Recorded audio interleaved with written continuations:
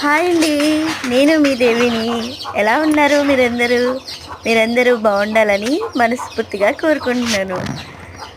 ఈ మధ్యలో own videos పెట్టట్లేదని ఏమనుకోకండి, కొంచెం ఖాళీ లేదు. కొత్తగా మా ఇంటికి కుందేళ్ళు వచ్చినాయండి. మీ అందరికీ చూపిద్దామని మళ్ళీ వీడియో తీశాను, అందరూ చూడండి.